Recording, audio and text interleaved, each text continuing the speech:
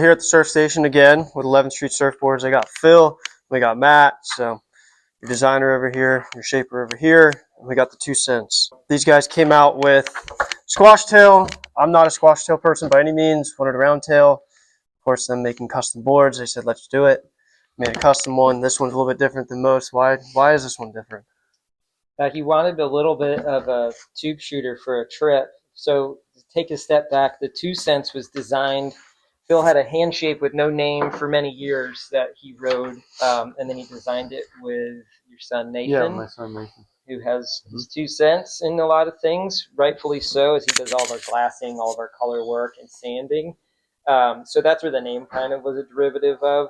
And the original 2 cents was a bread and butter squash tail, like a daily driver, right? So more of a step down for what we surf a lot of times around here, right? You're a performance surfer riding 2 foot windswell on a consistent basis. So that's the board. So, this particular one was, we took the original idea, and the original has a bit of a double concave through the back. So it's a little bit quicker in transition.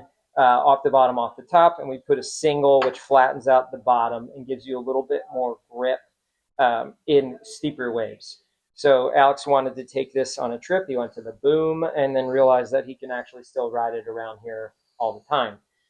So you take a little bit of area out the tail, you get some tail basically, scoop out the bottom, and you get a slightly different feel in a little bit better of a wave.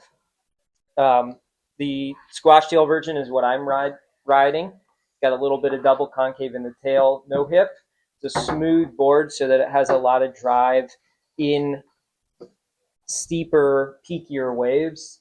It really is a performance surfboard that has just been squashed down and with some added volume. Say this board's been like kind of that perfect. I mean, we have Volano here in town. We all know that wave. I'm not going to hide it. This one is kind of that go-to board for that wave for me. Again, had that one all the way through that Hurricane Aaron swell.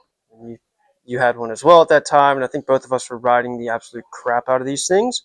And I really don't have any regrets on that one. The one thing I will say with this board is definitely mess with your fins a little bit. I mean, my go-tos are AMs every time. That's like pretty much your most neutral set of fins you can put in that board.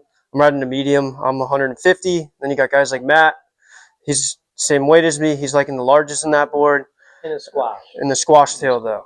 So keep that in mind. The other thing I did mess with, if the waves were a little bit more top to bottom than what we're used to, I would throw an upright in there. So I knew your Reactor Series fins worked really well. I still kept mine a medium, and that's just going to give you more of that top to bottom motion. That's really about it. Normal, like you said, 11th Street construction, so stringer DPS, hold up great. Sure, you've seen them around town. Plenty of 2 cents around here. Everyone that has one absolutely loves it. I remember watching Carl first on one of these, and all of us were like, okay, we need one. Next thing you know, Curran had one. I had one. Jody, Persson, Evan, Jody, Gabe. Kling. It's our team's favorite. Sophie Davis. It's pretty much, if you see somebody on one of our boards that is more performance oriented, there's a 90% chance in town that they're on a 2 cents. Yeah, you go down to the beach and you'd see that little box right there with 2 cents. And then you'll hear me ask Matt if he wants to hear my 2 cents quite a bit. And I don't. He never does. Again, we're up here at the surf station. If you guys want to order a custom, we don't have the right size, you want some color on there, hit us up. Again, we got Phil and Matt here, 11th Street Surfboards.